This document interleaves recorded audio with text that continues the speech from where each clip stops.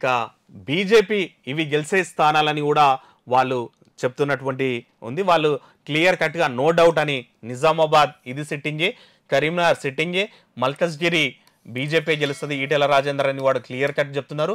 చేవెళ్ళ కూడా క్లియర్ కట్గా గెలుస్తారు అని చెప్తున్నారు. జైరాబాద్ కూడా క్లియర్ కట్గా గెలుస్తారు అని చెప్తున్నారు.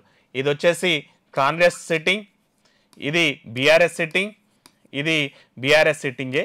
సో వీళ్ళు ఈ 5 స్థానాల్లో సేఫెస్ట్గా డౌట్ లేకుండా గెలుస్తారు అన్నటువంటిది. ఇక నెక్స్ట్ ఆర్డర్లో గెలిచే ఛాన్స్ ఉన్నటువంటిది ఆదిలాబాద్, మహబూబ్ నగర్, మెదక్, సికింద్రాబాద్ ఈ 4 స్థానాల్లో కూడా బీజేపీ గెలిచే అవకాశం ఉంది అన్నటువంటి మాట కూడా చెప్తున్నారు.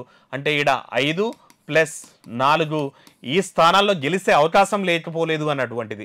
అంటే లీస్ట్ ఛాన్స్ ఉంది, బట్ గెలిస్తే మాత్రం బోనస్ అని చెప్తున్నారు. నాగర్ కర్నూల్, వరంగల్, భువనగిర్, పెద్దపల్లి ఈ 4 స్థానాల్లో గెలిస్తే దాన్ని బట్టి వీళ్ళు డబుల్ డిజిట్కి కూడా, అంటే ఇక్కడికైతే వాళ్ళు 9 సీట్లను ఆల్మోస్ట్ 9 సీట్లను బీజేపీకి ఇచ్చినటువంటి నేపథ్యం ఉంది. ఈ 4 సీట్లలో ఏదన్నా గెలిస్తే బీజేపీ డబుల్ డిజిట్లో కూడా పడుతుంది.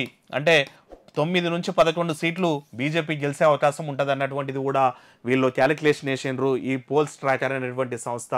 మరి క్లియర్ అయితే బీజేపీకి నిజామాబాద్, కరీంనగర్, మల్కజ్గిరి, చేవెళ్ళ, జైరాబాద్ ఇచ్చారు. డౌట్ నెక్స్ట్ ఆర్డర్లో ఆదిలాబాద్, మహబూబ్ నగర్, మెదక్, సికింద్రాబాద్ ఈ 4 స్థానాల్లో గెలిచే ఛాన్స్ ఉంది. ఇక లీస్ట్ ఛాన్స్ ఈ స్థానాల్లో ఉంది అన్నటువంటిది. అంటే ఫైట్ అయితే ఇచ్చింది, ఈ దాంట్లో గెలిచే అవకాశం వెరీ లీస్ట్ ఉంది అన్నటువంటిది కూడా ఇచ్చిండ్రు.